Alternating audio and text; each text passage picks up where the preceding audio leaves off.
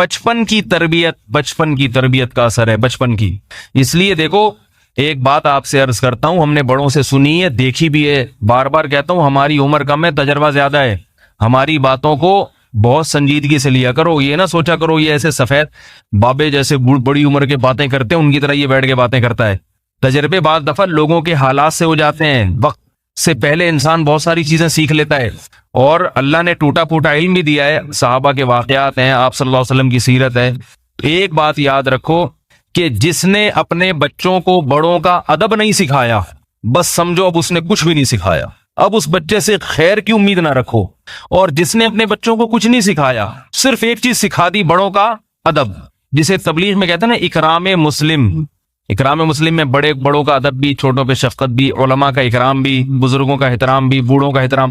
یہ چیز اگر آ گئی تو اگر یہ بچہ بگڑ بھی گیا، کبھی نہ کبھی انشاءاللہ سدھر جائے گا۔ یہ بات آ رہی ہے سمجھ میں؟ اس کی ایک مثال دیتا ہوں، دلیل سے بات سمجھاتا ہوں، دلیل سے۔ دیکھو، یہ قرآن جسے ہم چومتے ہیں، جسے ہم سینے سے لگاتے ہیں، اس پر کوئی عمل کرے نہ کرے، فاسق فاجر مسلمان جو شراب بھی پیتا ہے، زنا بھی کرتا ہے، مگر اس قرآن کو سینے سے لگاتا ہے نا، کیا خیال ہے؟ ادب تو کرتا ہے نا؟ ہاتھ سے نیچے گر جائے کتنا ڈرتا ہے، گھبراتا ہے، اور اس کی کوئی گستاخی کر دے، اس کے سامنے اٹھا کے پھینک دے، کیسا آگ بگولا ہو جاتا ہے، اور ہونا بھی چاہیے۔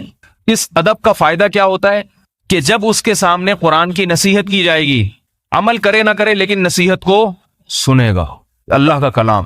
میں نے خود دیکھا ہے لوگوں کو، بڑے بڑے قاتل ہوتے ہیں، گنہگار ہوتے ہیں، لیکن جب اللہ کی کلام ان کے سامنے پڑھا جاتا ہے، ان کی آنکھوں سے آنسو نکلتے ہیں، ڈرتے ہیں، گڑ گڑاتے ہیں، کاش ہم سے یہ گناہ چھوٹ جائے۔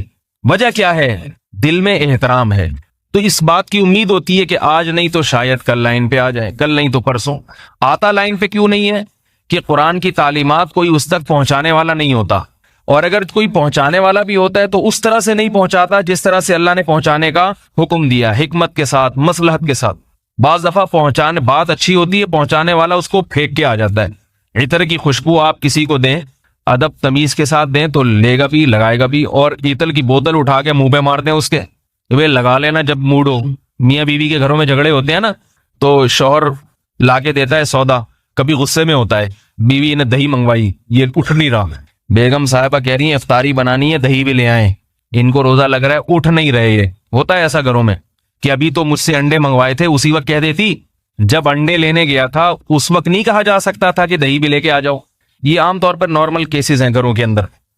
جب انڈے لینے بھیجا تھا یا پکوڑے لینے بھیجا تھا اس وقت کہہ دیتی نا کہ دہی بھی لے آؤ، بھائی بھول گئی، اب لے آئیں۔ اب اس کو غصہ آ رہا ہے، اٹھ نہیں رہا۔ اب ظاہر ہے پولیس تو نہیں بلوائے گی وہ اس کو اٹھانے کے لیے، اس نے تانے دینا شروع کر دیے، اٹھا نہیں جاتا، ہم کیا کریں، چاٹ کیسے کھائیں گے، دہی بڑے کیسے پکیں گے۔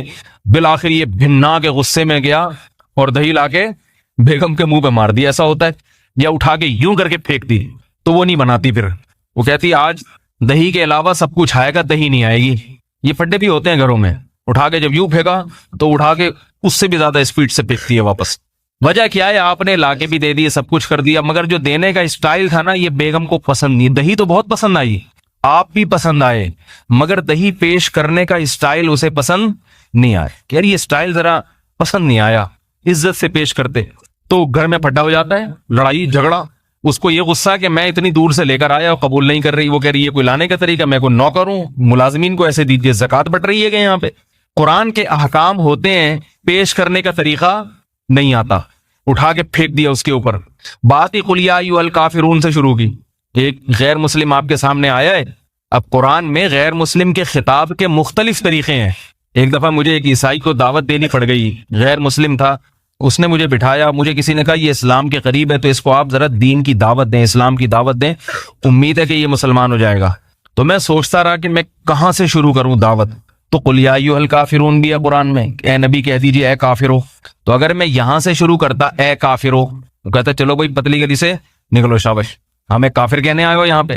تو میں سوچتا رہا، قرآن کی آیت میرے ذہن میں آ گئی، قل یا اہل الکتاب تعالوا الی کلمۃ سواء بیننا وبینکم الا نعبد الا اللہ۔ کیسی پیاری آیت ہے۔ اے نبی ان سے کہہ دو اے اہل کتاب۔ اہل کتاب بھی کافر ہوتے ہیں، مگر اہل کتاب کا لفظ سن کے ان کو یہ احساس ہوگا کہ اللہ تعالی ہمیں عزت دے رہے ہیں۔ کافر تو ہندو بھی ہے، سکھ بھی ہے مگر ان کے پاس آسمانی کتابیں نہیں ہیں. ہمیں اہل کتاب پڑھا لکھا کہا جا رہا ہے. کتاب والو تم تو سمجھدار لوگ ہو. اس سے اس کا دل نرم ہوگا کہ بھئی تم اتنے گمراہ نہیں ہو جیسے ہندو ہیں, تمہاری گمراہی کم ہے کیونکہ تم آسمانی کتابوں اور پیغمبروں کو ماننے والے لوگ ہو. اور پھر تعالو آؤ, ایک ہوتا ہے ایتی آ جا, اور اردو میں بھی کسی کو بلانا ہو آئیے کہتے ہیں کہ نہیں کہتے, بلکہ اس سے بھی زیادہ مہذب لفظ ہے تشریف لائیے. نہیں بھی چاہ رہا ہوگا دل تو انسان چلا جائے گا. پولیس والے جب کسی کو گرفتار کرتے ہیں نا تو اتنے غلط طریقے سے کہ اس کا دل نہیں چاہتا. اگر پولیس والے ایسے بولے تشریف لائیے, خود ہی موبائل میں جا کے بیٹھ جائے گا, وہ عزت نہیں دیتے. وہ تشریف لائیے, کیا خیال ہے, تشریف لائیے, دل چاہتا ہے کہ آ جاؤں. اس سے تھوڑا کم درجے کا لفظ ہے آئیے, تو بھی انسان کا دل چاہتا ہے. اس سے تھوڑا کم درجے کا لفظ ہے آ جائیں, تو بھی انسان کہتا ہے چلو تھوڑی سی. اردو کی بڑی خوبصورت زبان ہے, خدا کی قسم, یہ سب اردو میں ملے گا آپ کو. اردو جو ہے نا یہ زبان ہی اونچے خاندانوں میں بننے والی زبان ہے, یہ مہذب قوموں میں. لیکن آج اردو کی قدر نہیں ہو رہی ہے. انگلش میں سب کو کیا کہتے ہیں, کم ایئر, بس اس سے زیادہ نہیں ہے. اردو میں کتنے سارے الفاظ ہیں, ہر ایک کو اس کا درجہ مقام دیا جاتا ہے. اس لیے اردو زبان کی قدر کیا کریں. اور اردو کو آپ ٹھیک ہے انگلش سیکھ رہے ہیں, یورپ امریکہ میں رہنے والے بھی لوگ, مگر اپنے بچوں کو اردو بھی سکھائیں. ادب تمیز انگلش میں نہیں ہے, اردو میں ہے. انگلش کی اپنی فضیلت ہے, بین الاقوامی زبان ہے, لیکن تمیز جو آئے گی نا گھر میں وہ کہاں سے آئے گی, وہ اردو سے آئے گی, انگلش سے نہیں آئے گی. انگلش میں تو او ڈیڈ, او مام, بھائی یہ چیختا رہے گا. امی جان کا لفظ ہی نہیں ہے. جان کا لفظ کتنا اچھا ہے, جائے نا, کیجیے نا, بس ہر جگہ پلیز لگا دیتے ہیں وہ ہر بات سے پہلے. وہ تو پولیس والا بھی گرفتاری سے پہلے پلیز کہہ کے گرفتار کرتا ہے. تو خیر آئیے, آ جائیں, آؤ, یہ تھوڑا سا کم درجے کا ہو گیا ہے بھائی. اس کے بعد کل ہمارے یہاں ایک ساتھی تھے, کھانے پہ مجھے بلا رہے تھے, وہ بیچارے گاؤں سے آئے ہیں, ان کو زیادہ اردو نہیں آتی, مجھے کہتے آ بار بار. میں نے کہا ایسے بلا رہے جیسے مرغیوں کو دانا ڈالنے کے لیے بلایا. آئیے, آ جائیں, تشریف لائیں, یہ بولو. خیر ان بیچاروں کو اردو آتی نہیں تھی, ان کو کے ساتھ تو میں مزاح کر رہا تھا. مجھے بار بار کہہ رہے ہیں یوں کر کے میں نے کہا بھائی مرغیوں کو دانا ڈال رہے ہو کیا. تو آ جائیے, آئیں, آئیے, اور یہ تھوڑا کم درجے کا ہو گیا. اور بالکل ہی اگر گرانا ہے آبے چل بے لگا دو آخر میں, تو ذرا بازاری زبان بن جائے گی. اتھے وڑ, اور زیادہ اس میں کرنا ہے نا, اتھے وڑ, پراں وڑ, اس طرح کے الفاظ آپ بولنا شروع کر دو, وہ اور تھوڑا سا غصے میں آ جائے گا. تو قرآن نے بہت شائستہ لفظ استعمال کیا, تعالو عربی کا مطلب تشریف, آ جائیے, آؤ, تشریف لائیں, یعنی مہذب لفظ ہے تعالو. جب چھوٹا کسی بڑے کو بلاتا ہے تو کہتا ہے تعالو. تو قرآن عیسائیوں کو دین کی دعوت دے رہا ہے, اور الفاظ کیا ہیں, قل, اے نبی ان سے کس لہجے میں بات کرنی ہے آپ نے, یا اہل الکتاب, اے عیسائیوں, اے کرسچنز, اے مشرکو, اے کافرو, نہیں, اے اہل کتاب, تعالو, آؤ, عزت کے ساتھ ان کو بلایا جا رہا ہے, الا کلمتن, ایسی بات کی طرف آؤ, سواء بیننا و بینکم, جو ہمارے اور تمہارے درمیان مشترک ہے. ہمارا دین اور تمہارا دین الگ الگ نہیں ہے, ایک ہی دین ہے, ایک ہی دین ہے. انسان کو اپنے دین سے محبت ہوتی ہے, اپنے باپ دادا کے دین سے فطری محبت ہوتی ہے. اپنے باپ دادا کے دین کو چھوڑنا انسان کے لیے آسان نہیں ہے. تو اللہ فرما رہے ہیں ان سے بولو ہم جس دین کی دعوت دے رہے ہیں یہی اصلاً تمہارے باپ دادا کا, جو اصل باپ دادا جو پہلے گزر چکے ہیں, جو حضرت عیسیٰ کے دور میں تھے, اصل تو ان کا دین ہے جس کی طرف ہم تمہیں دعوت دے رہے ہیں. فرق نہیں ہے, یہ لہجہ ایسا ہے. سوال پیدا ہوتا ہے جب فرق نہیں ہے تو بلا کیوں رہے ہو, ان کو اسی پہ رہنے دو, ہے بھائی. سوال ہی پیدا نہیں ہو رہا تو جواب کہاں سے پیدا ہوگا. ہو رہا ہے سوال کہ بھئی جب کوئی فرق نہیں ہے تو بلا کیوں رہے ہو. تو آگے بتایا جا رہا ہے اصل میں فرق نہیں ہے, تم لوگوں نے بنا لیا ہے, اصل میں کوئی فرق نہیں ہے. تعالوا الی کلمۃ, آؤ ایسی بات کی طرف, سواء بیننا و بینکم, جو ہمارے تمہارے درمیان مشترک ہے. بھئی ہم کوئی نئے دین کی دعوت نہیں دے رہے. اللہ نعبد الا اللہ, وہ قدر مشترک کیا ہے کہ ہم اللہ کے سوا کسی کی عبادت نہیں کریں گے. جب یہ بات عیسائی کو کہی جائے گی اس کے دل پہ چوٹ لگے گی, کہے گا بات تو صحیح ہے, ہماری کتابوں میں بھی توحید, تو یہ عیسیٰ ابن مریم کہاں سے آ گئے ہیں بھائی. جیسے ہم گرین چینل والوں کو دین کی دعوت دیتے ہیں, بھائی ایسی بات کی طرف آؤ جو ہمارے تمہارے درمیان مشترک, اللہ کے سوا کسی کی عبادت نہیں, اللہ کے سوا کسی سے مدد نہیں. تو گرین والا بھی بولے گا نا جب اللہ کے سوا مدد نہیں تو یا رسول اللہ مدد کیوں بولتے ہیں, پھر ہم سوچنے پر مجبور ہو جائے گا. اور اگر ڈائریکٹ گرین والے کو آپ نے جا کے بولا یا رسول اللہ مدد کہنا حرام, تو وہ تو شروع اس کا مذہب یا رسول اللہ مدد سے ہوتا ہے. وہاں تک بھی پہنچنا ہے اسٹیپ بائی اسٹیپ. پہلے یہاں سے, پہلے ادھر سے. بھائی کوئی فرق نہیں ہے, صرف چینل کا فرق آ رہا ہے, تھوڑا گرین شیڈ آ رہا ہے, ہم نے تھوڑا وائٹ شیڈ آ رہا ہے, باقی کوئی فرق نہیں ہے. تم بھی اللہ کو مانتے ہو, اللہ کے رسول کو, ہم بھی. فقہ میں تم بھی امام ابو حنیفہ کے پیروکار ہو, ہم بھی. تم بھی شامیہ, فتاوی شامیہ کو مانتے ہو حجت, اور ہم بھی مانتے ہیں. تم بھی فتح القدیر, ہدایہ, قدوری, یہ ساری کتابیں. تو چلو چھوڑو, کیا آپس میں خامخواہ کی بنا کے رکھی ہوئی ہے, لڑتے ہیں وہ ادھر. سب ایک ہی, ایاک نعبد و ایاک نستعین, اللہ سے مدد مانگنے اور کسی سے نہیں مانگنی. تو اس سے سمجھدار لوگ کم از کم آ جائیں گے. ہمارے استاد فرمایا کرتے تھے کہ گرین چینل والوں میں جو شرک ہے, اس شرک کو ختم جتنا تبلیغی جماعت نے کیا ہے, اتنا کسی نے نہیں کیا. حالانکہ تبلیغ والے گرین چینل کے خلاف ایک لفظ نہیں بولتے ہیں, ایک لفظ نہیں بولتے ہیں. کبھی یہ نہیں کہتے کہ یا رسول اللہ مدد کہنا شرک ہے, کبھی یہ نہیں کہتے یا غوث اعظم مدد کہنا شرک. بس کیا ہے کہ کسی کو کسی طرح سیروزے میں نکال لیا, اس کو یہ نہیں کہا گرین صحیح ہے وائٹ صحیح ہے, تو گرین کر لیا, تو ہری پگڑی پہن کے نکل جا. لیکن 3 دن اس کی زبان سے کہلواتے ہیں کہ جو کچھ ہوتا ہے اللہ سے ہوتا ہے, اللہ کے سوا کسی سے کچھ نہیں. وہ 3 دن میں نا اس کے دماغ میں یہ بات بیٹھ جاتی ہے. پھر جا کے کہتا ہے جب اللہ کے سوا کسی سے کچھ نہیں ہوتا تو پھر رسول سے کیوں ہوتا ہے؟ یا رسول اللہ مدد کا مطلب کیا ہوا؟ سب کچھ اللہ سے ہوتا ہے نا. اس کو کہتے ہیں حکمت اور مصلحت کے ساتھ. لیکن اس کا یہ مطلب نہیں ہے کہ ہر ایک کے لیے. بعض مقام ایسے بھی آتے ہیں کہ پھر ٹو دا پوائنٹ بات کرنی پڑتی ہے, جیسے قرآن نے بھی کی ہے. لیکن عمومی طور پر لوگوں کو ہدایت کا جو چیز ذریعہ بنتی ہے وہ یہ چیز بنتی ہے کہ آپ مثبت طریقے سے اپنے دین کی دعوت دیں, اختلافی بات کو ہائی لائٹ نہ کریں, چھیڑے نہیں, آ جائے گا. ہاں کچھ ایسے ہوتے ہیں جو مناظروں کے عادی ہوتے ہیں, پھر ان کے لیے وہ ہے نا, وہ ان کے لیے الگ ہے. کچھ ایسے ہیں جو ڈنڈے کے بغیر نہیں مانتے, ایسے بھی لوگ ہیں. وہ پھر ان کے لیے حکومت ہے, اسلامی حکومت ہو جو ڈنڈا چلائے گی, پھر یہ سارے سیٹنگ پہ آ جائیں گے, ٹھیک ہے نا, ورنہ یہ آئیں گے نہیں. تو وہ اللہ نے ہر ایک کے لیے, ہماری بات ہی ڈنڈے سے شروع ہوتی ہے. ہماری بات کہاں سے شروع ہوتی ہے؟ ڈنڈے سے. ایسی بات کرو وہ ایک دم 2 فٹ اچھل کے دور بھاگ جائے, 2 فٹ اچھل کے دور بھاگ جائے. تو یہ نہیں ہوتا. اب قادیانی سے آپ کی بات ہو رہی ہے, تو مجاوا قادیانی ہے, کوئی مناظر ہے, اس سے بات کرنے کا طریقہ الگ. لیکن ایک نیوٹرل قسم کا قادیانی ہے جو بچپن سے قادیانیوں میں ہی پلا بڑا ہو, اس کو کبھی علماء سے بات کرنے کا موقع نہ ملا, اس کو تبلیغ کا طریقہ کیا ہے؟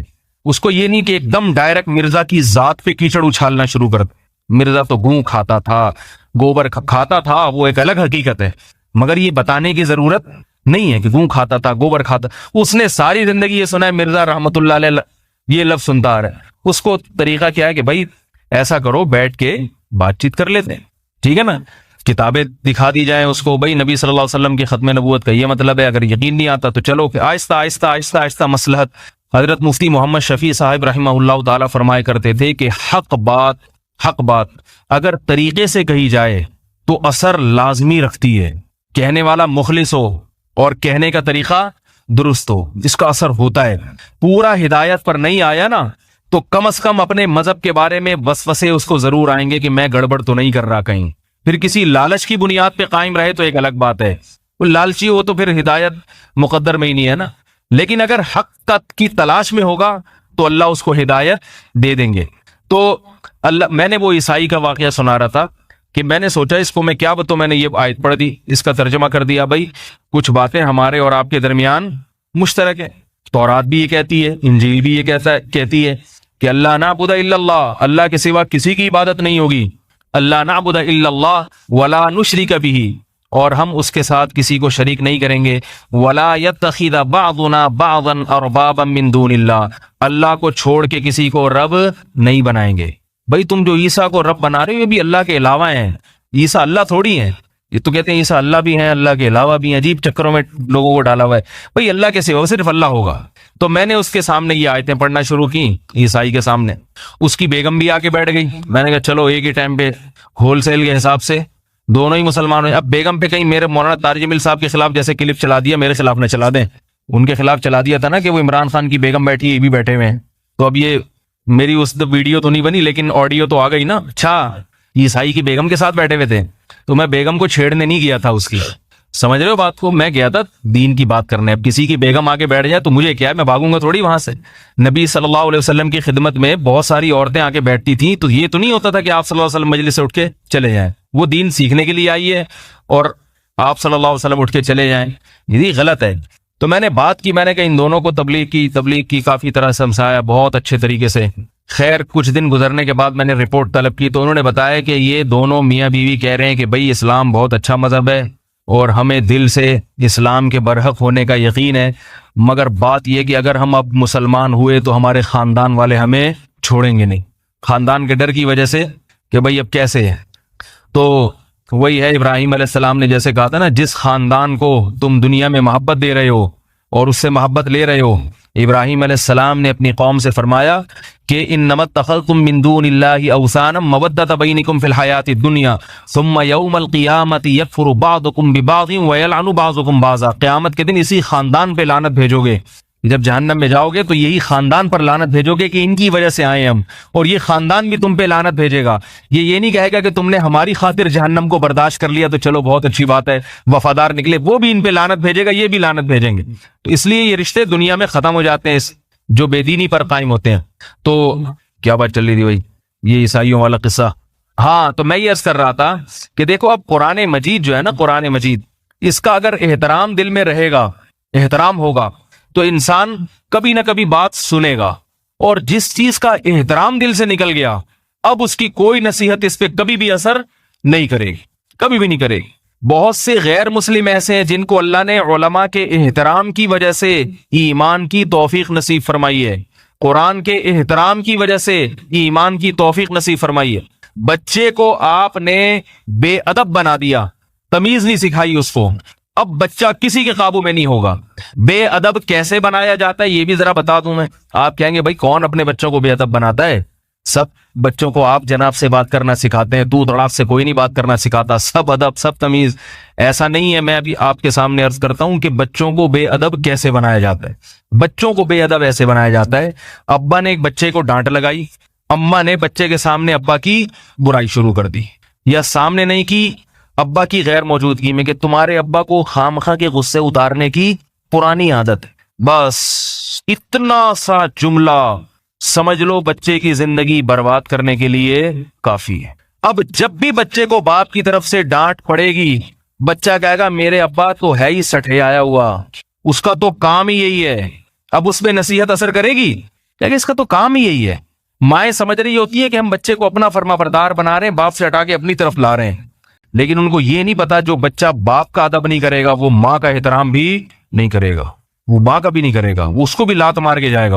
اسی طرح ماں نے بچے کو ڈانٹ لگائی اور باپ بچے کے سامنے ماں کو پیٹنا شروع کر دے، ماں کو لتاڑنا شروع کر دے، تو بچے کے دل سے ماں کی عظمت نکلتی ہے. پھر یہ گھروں میں بہت ہوتا ہے، جو مرضی ظلم کر دے، بچے کے سامنے ایک دوسرے کو ہرگز نہ ٹوکے، الگ سے لے جا کے بیگم تم نے اپنا غصہ تو اتار لیا، مگر اس طرح سے بچے خراب ہوتے ہیں. اتنا نہیں پیٹا کرو، میں ہوں نا پٹنے کے لیے. جب میں تم سے صبح شام پٹ رہا ہوں، اس کو پیٹنے کی کیا ضرورت؟ اسی طرح عورت اپنے شوہر کو کہہ دیا کرے الگ سے، بھائی اتنا نہیں کوٹا کرے بچے کو، صحیح نہیں ہے. بچے کے سامنے بحثی زیور میں حضرت حکیم الامہ نے کیسے آداب لکھے ہیں. فرمایا ماں کو چاہیے بچے کے دل میں باپ کا احترام اور ڈر بٹھاتی رہے، ڈر بھی بٹھائے، احترام بھی بٹھائے. اس کو بتا، بچہ کوئی الٹا کام کرے، بھائی ابو کو پتا چل گیا، پاپا کو پتا چل گیا، بابا کو پتا چل گیا، خیر نہیں ہے. بچہ ڈرے گا، بھائی بابا کوئی بہت ڈراؤنی چیز ہے، یہ روب بیٹھے گا تو کام بنے گا. یاد رکھو جس میں عقل نہیں ہوتی اس سے روب سے کام لیا جاتا ہے، سمجھا کے کام نہیں لیا جاتا. اس سے روب سے یا تو اس کو ٹوپی کرانی پڑتی ہے. جیسے ایک بادشاہ تھا نا، شہزادہ تھا چھوٹا 4-5 سال کا، اس نے شور مچانا شروع کر دیا مجھے ہاتھی چاہیے. اب شہزادے کو تو کون ٹھکائی لگائے، ہاتھی چاہیے. اور بادشاہ لوگ شہزادوں کو لاڈ پیار کر کے بگاڑتے بھی ہیں. اصل علاج تو یہ تھا کہ بھائی اس کو 2 تھپڑ لگا کے خاموش کر دو شہزادے کو، بیٹا تجھے کہاں سے جنگل میں تیرے لیے ہاتھی لے کر آئے. تو بادشاہ لوگ تو شہزادوں کی بڑی رعایت کرتے ہیں، باغی بنا دیتے ہیں ان کو. بادشاہ نے کہا نہیں، سختی سے تو کچھ کہوں گا نہیں میں اس کو، میرا بیٹا ہے کہیں ناراض نہ ہو جائے. اب بچے نے تنگ کر کے رکھا ہوا ہے، مجھے ہاتھی چاہیے ہاتھی چاہیے ہاتھی چاہیے. اب پولیس بھیج دی جنگلوں میں، کہیں سے ہاتھی پکڑ کے لاؤ. ساری رعایا پریشان، اور ہاتھی نہیں مل رہا. ہاتھی اگر مل بھی جائے تو لا کے اس کو کھلائے گا کون، اس کو پالے گا کون؟ تو ایک عقل مند بیٹھا ہوا تھا وزیر، اس نے کہا بادشاہ سلامت، بچہ ہے اس کو ٹوپی کرائیں، ٹوپی. کھلونے والا ہاتھی لے جا کے اس کو پکڑا دیا. دیکھو یہ ہاتھی، یہ اتنا چھوٹا کیوں ہے بیٹا؟ آج کل ہاتھی جو ہے نا خوراک کی کمی سے اتنے چھوٹے ہو گئے ہیں. بچہ خوش، ماشاءاللہ بھائی ہاتھی مل گیا. ٹوپی کراتی کہ نہیں کراتی؟ تو بچوں کو یا تو الو بنایا جاتا ہے، یا روب سے، یا تو ڈانٹ ڈپٹ ہے، روب آنکھیں دکھائی ڈر گیا، یا یہ کہ آپ نے تھوڑا سا کچھ چیز مانگ رہا ہے تو ادھر سے گھما کے لے آئے، وہ دکانیں دکھاتی دیکھو ہڑتال ہے بندہ، ایسے ٹوپی کرا کے اس کو لے آئے. تو جھوٹ نہ بولیں. جھوٹ یہ بھی بتا دوں، بچے کے سامنے جھوٹ بولا اور وہ پکڑا گیا تو بچہ جھوٹ سیکھتا ہے، فوراً جھوٹ سیکھتا ہے. مائیں کہتی ہے نا میری مٹھی میں ایک چیز بند ہے، حدیث میں اس کی ممانعت ہے. بچے کو بلاتے ہیں آؤ یہ چیز دوں گا اور ہاتھ میں کچھ بھی نہیں ہے. جب بچہ آیا آپ نے ہاتھ کھولا کچھ بھی نہیں ہے، بچے کے دل میں جھوٹ کی برائی نکل جاتی. بچہ کہتا ہے اپنے مفاد کے لیے کسی سے جھوٹ بولا جا سکتا ہے، جھوٹ بولا جا سکتا. بچہ فوراً یہ کہے. میرے بچوں کو میرے بارے میں معلوم ہے کہ میں اگر ان سے کسی چیز کا وعدہ کر لوں کہ بھئی کل میں یہ لا کے دوں گا، بچوں کو پتا ہے ابا لازمی لا کے دیں گے، کو پتا ہے کیونکہ ابا جھوٹ نہیں بولیں گے. بچوں کے ساتھ تو بہرحال انسان یہ احتیاط کرتا ہے کہ بھئی نتیجہ کیا نکلے گا. بھئی مجھے یہ ڈر ہوتا ہے کہ اگر میں نے جھوٹ بول دیا تو کل بچے جب میرے سامنے جھوٹ بولیں گے، کوئی میرا بچہ میرے سامنے جھوٹ بولے گا تو میں اسے کیسے تنبیہ کروں گا کہ جھوٹ بولنا غلط ہے. وہ کہیں گے آپ نے بھی تو جھوٹ بولا تھا. اور مائیں یہ کام بہت کرتی ہیں معذرت کے ساتھ. بچوں کے سامنے، باپ کے سامنے جھوٹ بول رہی ہیں، بچہ سن رہا ہے، بچے کو پتا ہے کہ امی ابو کو ٹوپی کرا رہی ہیں، دیکھ رہا ہے بچہ، بیٹیاں بھی دیکھ رہی ہیں. تو یہ چیزیں بیٹیاں سیکھتی ہیں، پھر سسرال جا کے اپنے شوہر کو جھوٹ بولتی ہیں. ان کو پتا ہے کہ ہماری اماں بھی یہ کام کیا کرتی تھی. ماں تو جو کرے گی بچی وہ کرے گی. وہ ایک واقعہ ہے نا کہ ایک خاتون لڑکی کی شادی ہوئی، میاں اس کو بہت محبت والا ملا، وہ چاہتا تھا میری بیوی بھی خوش رہے، بڑی اس نے چیزیں لا لا کے دی، شاپنگ کرائی، لیکن بیگم کا ہر وقت 2-4 دن تو خوش رہی، اس کے بعد موڈ آف. بھائی کیا وجہ ہے بیگم صاحبہ آپ کا موڈ آف رہتا ہے؟ کوئی وجہ ہو، یہ چاہیے وہ چاہیے، بتائیں کیا چاہیے آپ کو؟ برگر چاہیے، پیزا چاہیے، کلفٹن کی سیر کرنی ہے، چڑیا گھر بھی گھما کے لے آیا، مگر بیگم کا موڈ درست. یہ تھے نرم دل، سمجھا کے محبت سے ہر طرح کے بزرگوں کے بیانات سنا دیے، نہیں سمجھ. ایک دن غصہ آیا اور طبیعت سے اس نے دھنائی لگا دی اس کی. کہہ رہے جب کوئی مسئلہ نہیں ہے تیرے ساتھ تو کیوں منہ بنا کے بیٹھ؟ جس دن دھنائی لگائی اس دن بیگم خوش. اس دن کیا ہے بھائی، طبیعت کافی ہلکی اس کو محسوس ہوئی. یہ حیران کہ یہ چکر کیا ہے. آج تو میرا خیال تھا کہ یہ طلاق لے کے بھاگ جائے گی، خلا لے لے گی عدالت سے، اب کیوں؟ تو تحقیق کرنے پر پتا چلا کہ اس نے اپنی اماں کو ہمیشہ اپنے ابا سے پٹتے ہوئے دیکھا ہے، ہمیشہ یہی دیکھا ہے، گھر کا ماحول ہی ایسا تھا. تو اب اس کو وہی کلچر چاہیے کہ ٹھکائی ہوتی رہے، سیٹنگ پہ چلتی رہے گی. تو یہ ماں، بچہ ایسے ماں سے سیکھتا ہے، ایسے سیکھتی ہے. خاص طور پہ بیٹیاں، بیٹا باپ سے سیکھتا ہے اور بیٹیاں ماں سے سیکھتی ہیں. تو بھائی کیوں گھروں میں ٹھکائیوں والا ماحول اور پٹنے والا ماحول اور چیخنے چلانے والا ماحول بنا رہے ہو؟ بچوں کی خاطر تھوڑا سا تمیز کے دائرے میں رہنا سیکھ لے انسان. اور تالی دونوں ہاتھوں سے بجتی ہے، ایک ہاتھ سے نہیں. اور دوسری بات یہ کہ بعض دفعہ ایک کی غلطی ہوتی ہے جس کی وجہ سے دوسرے کو کنٹرول کرنا پڑتا ہے، اور بعض دفعہ وہ کنٹرول نہیں کر پاتا. تو یہ ساری بچپن سے خرابیاں پیدا ہوتی ہیں، بچپن سے. تبھی تو شریعت میں خاندان کی بہت اہمیت ہے. بھائی خاندان دیکھ کے شادی کرو. وجہ کیا ہے کہ بھائی جس خاندان میں پلی بڑی ہے یا پلا بڑا ہے اس کے اثرات اس کے اندر لازمی آئیں گے. تو میں یہ عرض کر رہا تھا بچوں کو ادب سکھائیں. ادب کیسے، بے ادبی کیسے سکھائی جاتی ہے؟ ایک طریقہ تو میں نے یہ بتایا کہ باپ کی برائی بچے کے سامنے، یا باپ ماں کی برائی کر رہا ہے بچے کے سامنے، یا ایک دوسرے بچے کو تنبیہ کر رہا ہے، دوسرا اسی وقت اس کو ٹوک رہا ہے کہ یہ غلط ہو رہی ہے تنبیہ. یہ بھی ہوتا ہے. ایک اور گڑبڑ یہ ہوتی ہے، اور معذرت کے ساتھ بیان اگرچہ میرا بہت ساری خواتین سنتی ہیں، مگر یہ والی برائی جو میں بھی بتا رہا ہوں یہ خواتین میں زیادہ ہے. میں یہ نہیں کہہ رہا ساری خواتین میں یہ برائی ہے، جو میرا بیان سنتی ہیں ان میں نہیں ہے، ان کے علاوہ کی بات کر رہا ہوں، ان میں یہ برائی بہت زیادہ ہے.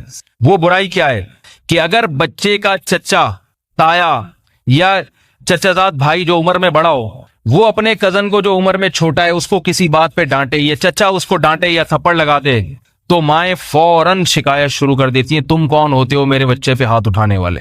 ٹھیک ہے یہ کچھ بھی نہیں ہے، لیکن جب آپ کو پھر طلاق ہو جائے، اللہ نہ کرے یا شوہر مر جائے، پھر یہ نہیں کہنا میرے بچے روڈوں پہ آوارہ گردی کرتے پھر رہے ہیں، آپ اپنے بھتیجوں کا خیال کریں. پھر یہ قابو میں نہیں ہوں گے. اس وقت تو تانا دے دیا کیونکہ ابھی پالنے والا شوہر موجود ہے، اس وقت تو کہہ دیا تم کون ہوتے ہیں، تمہارے کیا لگتے ہیں.